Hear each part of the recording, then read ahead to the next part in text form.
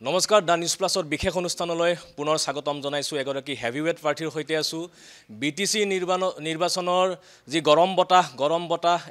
কাজলগাঁও সমষ্টিত বলিছে আৰু এই সমষ্টিত দুগৰাকী হেভিৱেট প্ৰাৰ্থীৰ মাজত যুঁজ হৈছে এগৰাকী হ'ল পানীৰাম ব্ৰহ্ম বিপিএফৰ প্ৰাৰ্থী বৰ্তমানৰ এমচিএলএ আৰু আনগৰাকী হ'ল চন্দন ব্ৰহ্ম গতিকে আমি কিছু ৰাজনৈতিক আলাপ কৰিম পানীৰাম ব্ৰহ্মৰ সৈতে যথেষ্ট ব্যস্ততাপূৰ্ণ সময়ৰ মাজতে ব্ৰহ্ম ডাঙৰীয়া আপোনাক স্বাগতম জনাইছো ধন্যবাদ নিৰ্বাচনী প্ৰচাৰ কেনে চলিছে প্ৰথম নিৰ্বাচন প্ৰচাৰ বহুত ভাল চলি আছে তো যেটো দেখিছে মানে বিপিএফ দলৰ এজন প্ৰাৰ্থী হিচাপে তো মই দেখিছো যে কাজলগাঁও সমষ্টিৰ বিভিন্ন ঠাইত অকলেই কথা যে মানে বিপিএফ জয়ী হ'ব সেই কথাটোৱে ৰাইজে কৈ আছে আৰু মোৰ এটা বিশ্বাস আছে এইবাৰ মই জিতি যাম আমি ইতিমধ্যে কাজলগাঁও সমষ্টিৰ বিভিন্ন চুকে গুণে ঘূৰি যেটো আমি বটা দেখিবলৈ পাইছো গতিকে আপোনাৰ নাম এই প্ৰচাৰৰ মাজতে প্ৰচাৰ যিদৰে যিমান জোৰে চলিছে যিমান বেগত চলিছে সিমান বেগত আপোনাৰ নামটো চৰ্চাত আছে এতিয়া প্ৰশ্নটো হ'ল এই যিখন যুঁজ কাজলগাঁওৰ যিখন যুঁজ সেই যুঁজখনৰ ওপৰত সমগ্ৰ অসমবাসীৰ দৃষ্টি নিবদ্ধ হৈ আছে কিয়নো আপোনাৰ সন্মুখত আপোনাৰ হিতুফালে এগৰাকী প্ৰাৰ্থী আছে যিগৰাকী প্ৰাৰ্থী সৌ সিদিনালৈকে আপোনালোকৰ সতীৰ্থ আছিল গতিকে চন্দন ব্ৰহ্ম ভাৰ্চেছ পানীৰাম ব্ৰহ্ম এই বিষয়টোৱে অসমৰ ৰাজনীতিত বহুলভাৱে চৰ্চা লাভ কৰিছে এই চৰ্চাৰ কাৰণটো কি আচলতে গণতন্ত্ৰ দেশতো সকলোৰে অধিকাৰ আছে চন্দন ব্ৰহ্মই আমাৰ বিপিএফ দলতে আছিলে সি মানে গুচি গ'ল এতিয়া ইউপিপিএলৰ কাজলগাঁও সমষ্টিৰ কেণ্ডিডেট হিচাপে থিয় হৈছে আৰু মই বিপিএফ দল হিচাপে কাৰণ মই বিপিএফ দলৰ নীতিটো ভাল পাওঁ ইয়াৰ কাৰণে বিপিএফ মই এৰি যোৱা নাই আৰু মই বিপিএফ দলতে থাকিছোঁ আৰু বহু বছৰৰ পৰা বিপিএফ দলতে থাকি পেলাই মই ৰাইজক সেৱা কৰি আহিছে সেই গতিকে আজি ৰাইজে পাব্লিকে সকলোৱে মানে বিচাৰিছে মানে কৈছে আৰু যে আপুনি জিতিব বুলি মানে পাব্লিকে সেইটো কমেণ্ট দি আছে আপুনি দলক নিৰৱচ্ছিন্নভাৱে সেৱা আগবঢ়াই আহিছে সমান্তৰালভাৱে ৰাইজকে সেৱা আগবঢ়াই আহিছে আৰু আপোনাৰ নেতা হাগ্ৰামা মহিলাৰীয়ে এটা কথা উল্লেখ কৰিছিল যে আচলতে চন্দন ব্ৰহ্মক ইউপিপিএলে গাতত পেলালে চন্দন ব্ৰহ্মক টিকট প্ৰদান কৰি আচলতে ইউপিপিএলে ধ্বংস কৰিলে যদিহে আপোনাৰ লগত চন্দন ব্ৰহ্মৰ পৰাজয় হয় তেন্তে এই পৰাজয় চন্দন ব্ৰহ্মৰ ৰাজনৈতিক পতনৰ ইংগিত বহন কৰিব নেকি মই এইটো নকওঁ মই এতিয়া ৰিজাল্টৰ পিছতহে এইটো জানিব তো ইউপিপিএল পাৰ্টি হিচাপে মানে যিটো থিয় কৰাইলে আপচু আৰু ইউপিপিএলে তো ইয়াত কি মতলব আছে মই নাজানো কিন্তু ৰিজাল্টৰ পিছত মানে আমি গম পাম সব কথা আমি গম পাম কাৰণ আমিতো জয়ী হ'ম কিন্তু এগৰাকী প্ৰাক্তন কেবিনেট মন্ত্ৰী এগৰাকী দিগ্গজ নেতা বুলি ক'লেও হয়তো ভুল নহ'ব কাৰণ বিটিসি চুক্তিৰ পৰা বিপিএফৰ জন্মলগ্নৰ পৰা বিটিসিৰ ৰাজনীতিৰ পৰা দিছপুৰলৈকে গতিকে চন্দন ব্ৰহ্মৰ যিটো যাত্ৰা সেই যাত্ৰাটোৰ কোনোবাখিনিত তেওঁ ইউপিপিএলত যোগদান কৰি পুনৰ পিছফালে ঘূৰি আহিল নেকি যাৰ বাবে এনেধৰণৰ চৰ্চা এটা আৰম্ভ হৈছে আপোনালোকৰ দলৰ মুৰব্বীয়েও ক'বলৈ বাধ্য হৈছে যে আচলতে ইউপিপিএলে তেওঁক শাস্তি প্ৰদান কৰিলে শাস্তি ইয়াৰ কাৰণে কৈছোঁ শাস্তি প্ৰদান কৰিছে বা কৰা নাই সেইটো আমি পিছতে গম পাম আৰু ৰিজাল্টটো আমি গম পাম কথা হ'ল যে মই কাকো দোষাৰোপ কৰিব বিচৰা নাই আৰু আমাৰ নীতি হিচাপে আমি গৈ আছোঁ এতিয়া চন্দন ব্ৰহ্মে যে নিজৰ হিচাপে নিজৰ যিটো চিন্তাধাৰা হিচাপতে কাম কৰিছে এতিয়া ইউপিপিএলৰ দলত থাকি পেলাই এখেতে মানে আজি প্ৰাৰ্থী মানে পাইছে বা প্ৰাৰ্থী সি মানে এফচি ইউপিপিএলে তাক দিছে তাই এফচি ইউপিপিএলে কি কাৰণত দিছে তাক প্ৰাৰ্থী সেইটোতো মই ক'ব নোৱাৰোঁ কিন্তু সঁচা কথা সেইটোৱে যে মই আৰু বিপিএফ দলত থাকি পেলাই মই যিটো কৈছোঁ আৰু মই কাম কৰি আহিছোঁ আৰু নিশ্চিত এইবাৰ মই জিতিম কাৰণ আজি হাজাৰ হাজাৰ ৰাইজে আজিলৈকে এতিয়ালৈকে জইন হৈ আছে বড়ো মানুহবোৰে জইন হৈ আছে বিভিন্ন জাতি জইন হৈ আছে মানে খুব ভাল আৰু যোৱা যিটো 5 বছৰৰ আগত যিটো নিৰ্বাচন খেলিছিলে তেতিয়া এই সময়ত বিটিআৰ চুক্তি হৈছিলে বিটিআৰ চুক্তিৰ ওলামালো আৰু বহুত মানে ইউপিপিএল মানে লিডাৰসকলে আপচু লিডাৰসকলে বহুত প্ৰতিশ্ৰুতি দিছিলে মানে ঘৰে ঘৰে চাকৰি দিম মানে মহিলাবিলাকক মই আত্মসহায়কবিলাকক ৭৫,০০০ দিম আৰু এইবিলাক বহুত মানে এটা ঢৌ আহিছিলে তৎসত্ত্বেও কাজলগাঁও সমষ্টিত ৰংগেৰা অৰ্থাৎ ইউপিপিএল দলক মই মানে ৪,৯০০ ভোটত কাছাকাছি ৪,০০০ ভোটত মই মানে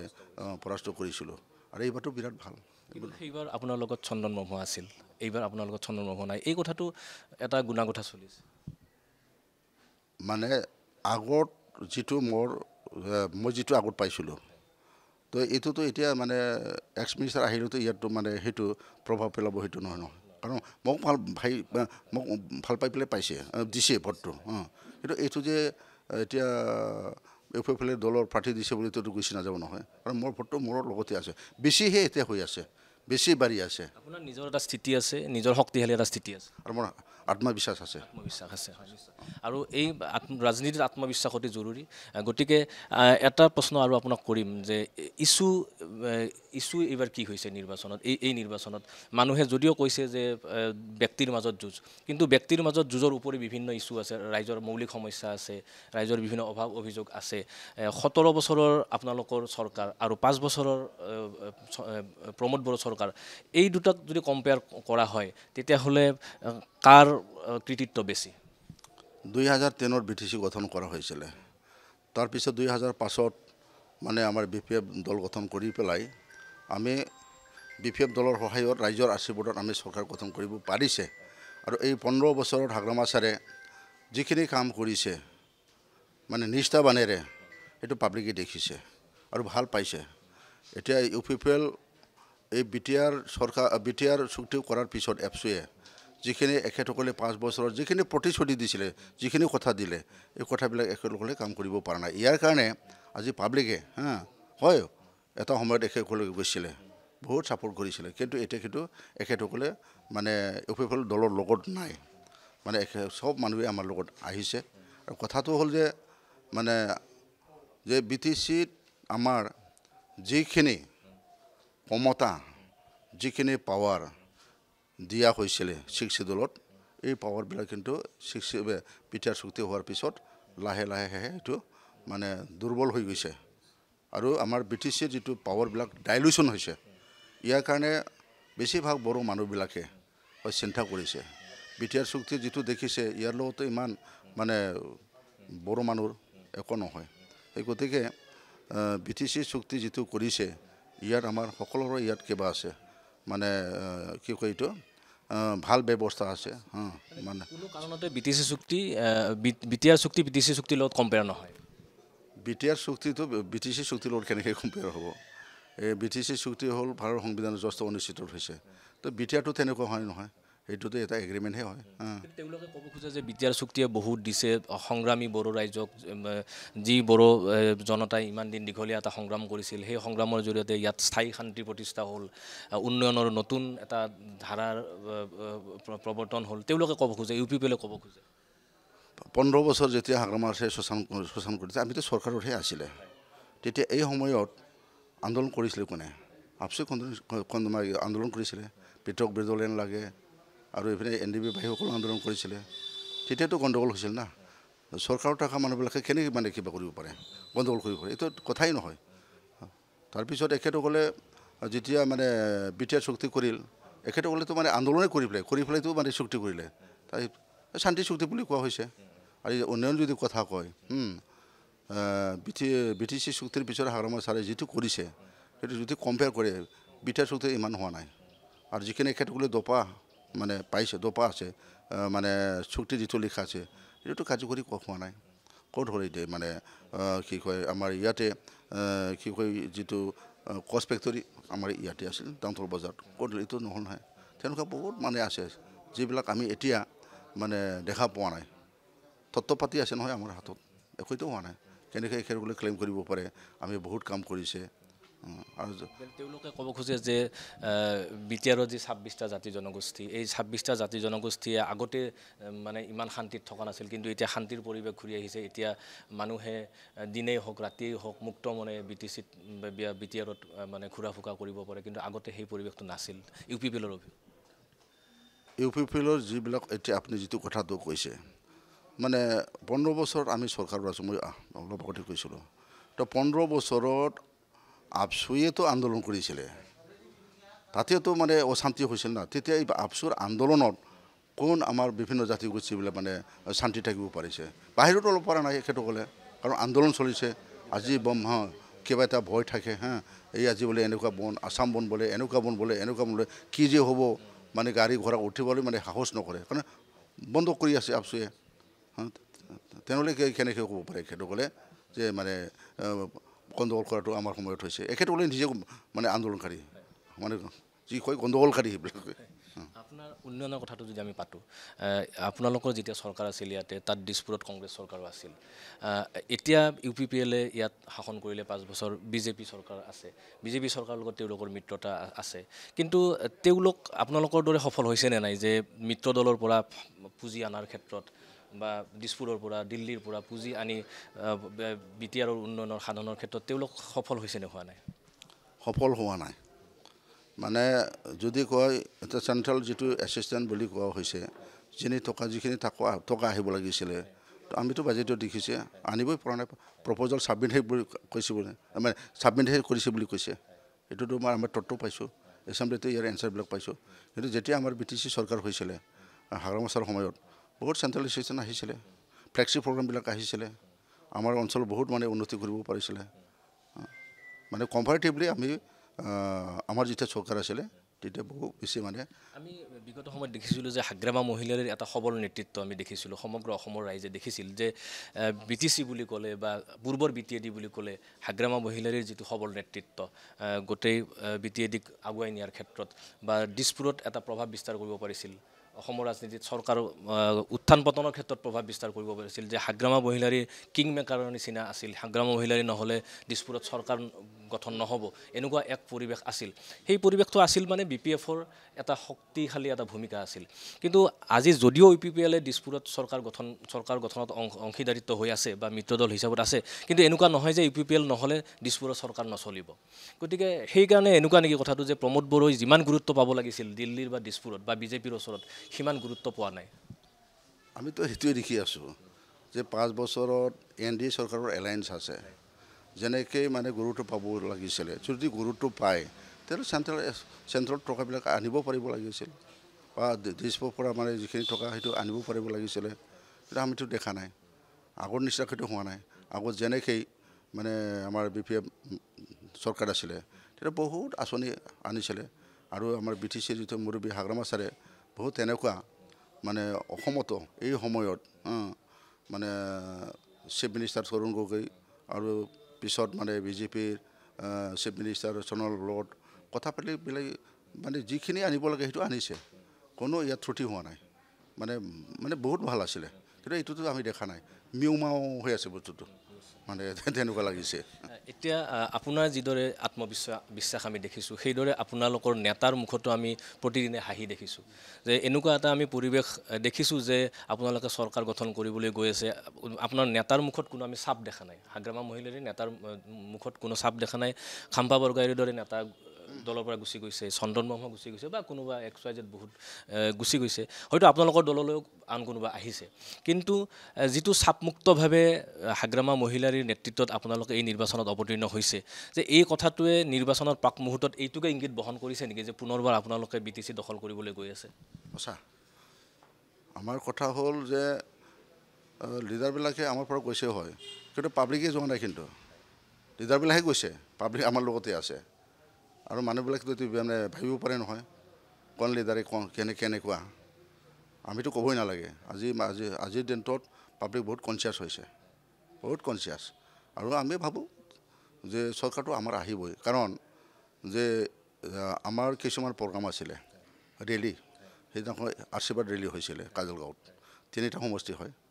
আমাৰ নিচিমা আছিলে কাজলগাঁও সমষ্টি আছিলে তাৰপিছত আমাৰ 13 নং মানে সমষ্টি আছিলে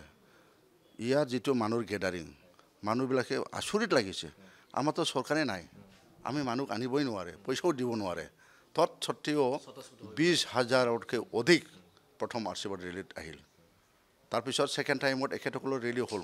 আমি দেখিছোঁ 6,000 মানহে হৈছে আৰু সেইদিনাখন মোৰ যেতিয়া নমিনেশ্যন আমাৰ হাগ্ৰামা ছাৰ নমিনেশ্যন দিছিলে শ্ৰীৰামপুৰত কেণ্ডিডেট হিচাপে 13ত দিছিলে আমাৰ সুকুচিং ছাৰে ময়ো দিছিলোঁ সেইদিনাখনতো মানে 20,000তকৈ অধিক আৰু একে সময়তে 12টাত আছিলে খোলা 6,000 মানহে হৈছিলে তেতিয়া চাওকচোন কেনেকৈ মানে মানুহৰ ভিৰ যিটো মানে আকাশ পাতাল টপাত হয় তা এইটোৱেতো দেখিছে এইটো প্ৰমাণ হয় যে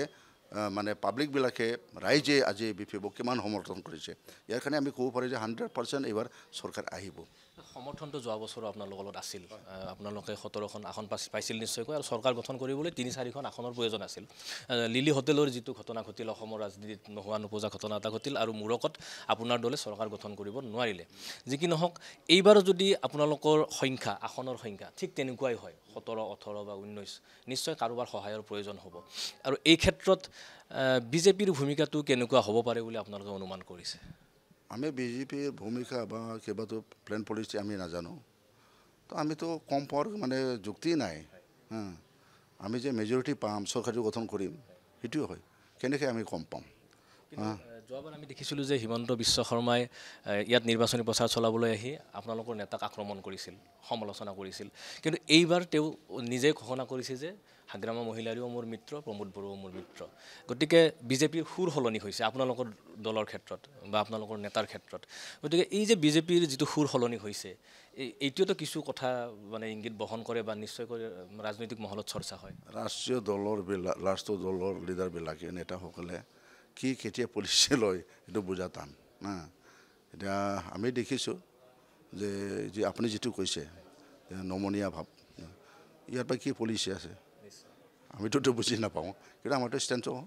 আমি অকলে খেলি পেলাই আমি নিজাববীয়াকৈ চৰকাৰ গঠন কৰিম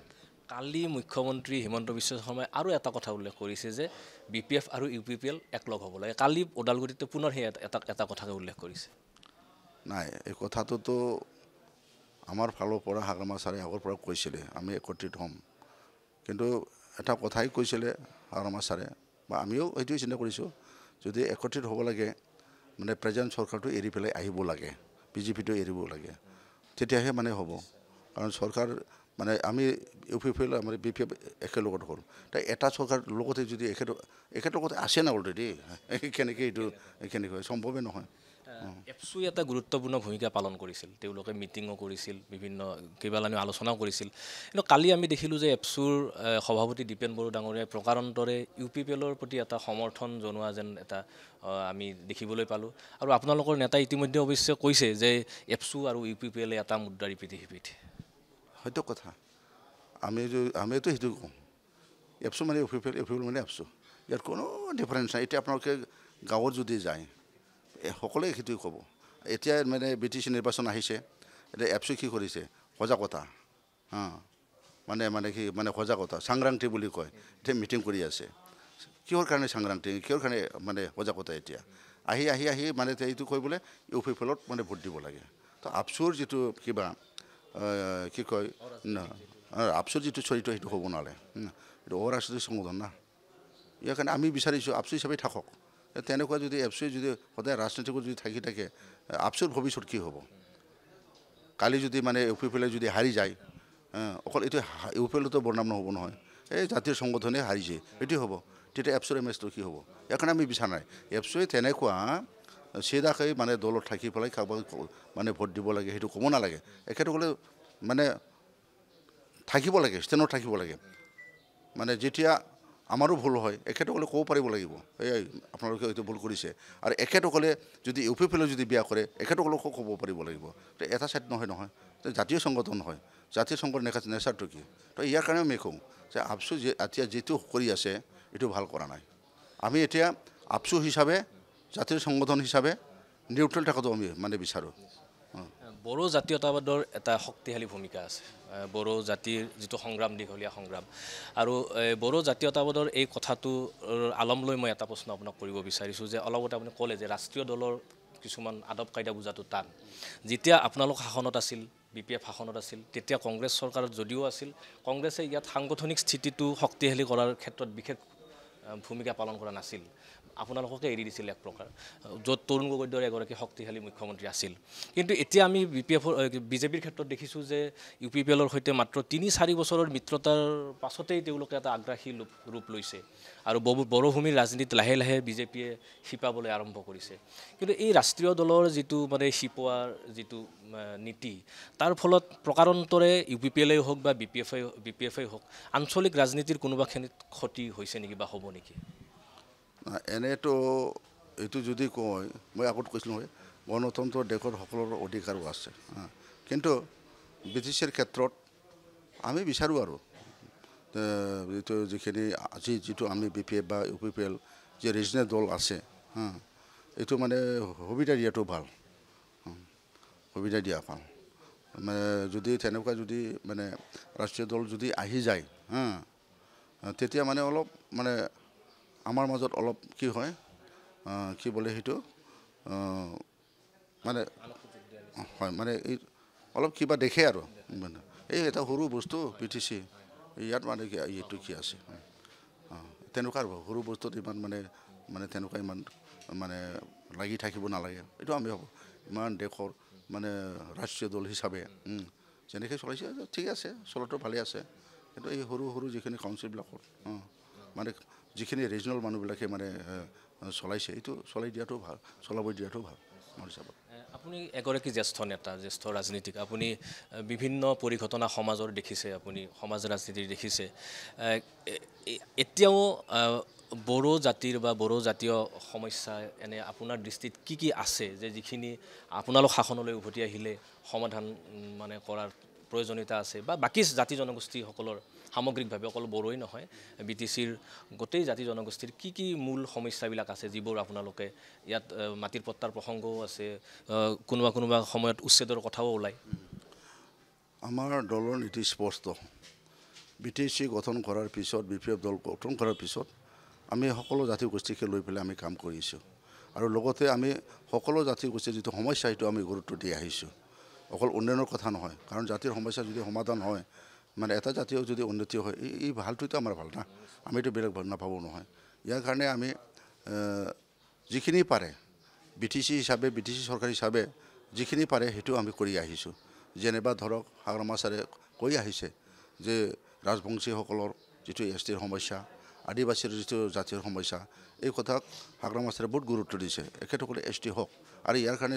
যোৱা চৰকাৰত এখেতসকলক NOCও দিছে যে এখেতসকলৰ মানে যিটো সমস্যা সেইটো সমাধান হ'ব লাগে বুলি BTC চৰকাৰে এটা NOC দিছে অসম চৰকাৰ তাতে দিছে আমি সেইটোৱে বিচাৰোঁ সকলোৱে যাতে শান্তিৰে থাকক সমস্যা সমাধান হওক আৰু উন্নয়ন যাতে সকলোৰে হওক এইটোৱে বিচাৰিছোঁ আমি তেনেকুৱা একপক্ষীয়ভাৱে অকল বড়োসকলে উন্নতি কৰিব লাগে বা কোনোবা বেংগলী হিচাপে উন্নতি কৰিব সেইটো আমাৰ নাই BTCৰ আমি সকলোৱে আমি একে কাৰণ BTC চুক্তিত যিটো লিখিছে ইয়াত তেনেকুৱা কাকবা যে মানে কি পিছুৱাই নিব লাগে কাকবা নেগলেক্ট কৰিব সেইটো নহয় আৰু যিটো দিছে মানে সকলোৰে সম অধিকাৰ আছে ইয়াত ৰাজনৈতিক অধিকাৰ আছে ইয়াত জীৱন নিৰাপত্তা দিয়াৰ কথা আছে বা নিজৰ ভাষাবিলাকক সন্মান দিয়াৰ ইয়াত কথা আছে সেই গতিকে আমি সেইটোকে লৈ পেলাই বিগত দিনত আমি কাম কৰি আহিছোঁ আৰু পিছতো আমি যাতে বিভিন্ন জাতি গোষ্ঠী লৈ পেলাই যাতে শান্তিৰে এই মানে BTCখন মানে ৰাখিব পাৰে বা আমি চৰকাৰ হিচাপে এখেতসকলক যাতে সহায় কৰিব পাৰে সেইটোৱে আমাৰ চিন্তা শেষত মই আকৌ আপোনাৰ গৃহ সমষ্টিৰ কথা পাতিম কাজলগাঁৱৰ কথা পাতিম যোৱাবাৰো যিহেতু আপুনি প্ৰতিনিধিত্ব কৰিছে যোৱাবাৰ যিখিনি আপুনি ৰাজ্যক প্ৰতিশ্ৰুতি দিছিল তাৰ কিমান দূৰ আপুনি মানে কৰিবলৈ সক্ষম হ'ল বা অহাবাৰ যদি আপুনি পুনৰ নিৰ্বাচিত হয় কোনবোৰ বিষয়ক আপুনি প্ৰথম অগ্ৰাধিকাৰ দিব যোৱা 5 বছৰতো বিৰোধী দলত থাকিলোঁ কাৰণ আমাৰ চৰকাৰ নাছিল চৰকাৰ নাথাকিলেও মই মানুহৰ লগত অহা যোৱা কৰি থাকিছিলোঁ কথা পাতিছিলোঁ মোৰ অসুবিধাটো মই কৈছিলোঁ যে মই এতিয়া বিৰোধী দলত আছোঁ মই কি কাম কৰিব পাৰিম অকল মই আপোনালোকৰ লগত কথা পাতিব পাৰিম বা সমাজৰ যিটো কিবা যদি এটা হয় পূজা যদি হয় এইবিলাকত গৈ পেলাই মানে তেনেকুৱা মানে আপোনালোকৰ লগত মানে সেইটো সহযোগিতা কৰিব পাৰোঁ আৰু সেইটো তেনেকুৱা মইতো কৰিব নোৱাৰোঁ এই কথাবিলাকে মই গৈ পেলাই কথাটো পাতিছিলোঁ ইচ্ছা আছিল যদি জিতি জাল হয় চৰকাৰো যদি আমাৰ হয় তেতিয়া আমাৰ কিছুমান কাম কৰাৰ সিদ্ধান্ত আছিল আৰু বহুত তেনেকুৱা সমস্যা আছে আমাৰ ইয়াতো সমস্যা আছে কৰিব লগা আছে পাব্লিকৰ কাৰণে ৰাইজৰ কাৰণে এইবিলাক মানে এটাকৈ চব ক'ব নোৱাৰিম কিন্তু আছে আৰু যিবিলাক কৰিলে পাব্লিকে ভাল পাব বিভিন্ন জাতি গোষ্ঠীয়ে ভাল পাব এইবিলাক কাম আছে মানে গুৰুত্বপূৰ্ণ কাম পিছত আমি যেতিয়া যদি আহি যায় চৰকাৰটো আহিবই এইবাৰ মানে এটা আত্মবিশ্বাস হৈছে জিতি যাব আৰু যিখিনি মানে থাকি যোৱা কামবিলাক বা ৰাইজক যিটো কৰিব লগা আছে সেইটো মই কৰিব পাৰিম মোৰ ইচ্ছা মানে মই সেইটো মানে মোৰ ইচ্ছা আছে আৰু মই বিশ্বাস কৰোঁ মই কৰিব পাৰিম যিকোনো খবৰৰ বাবে যোগাযোগ কৰক 7099017330 লগতে 7099017110 নম্বৰত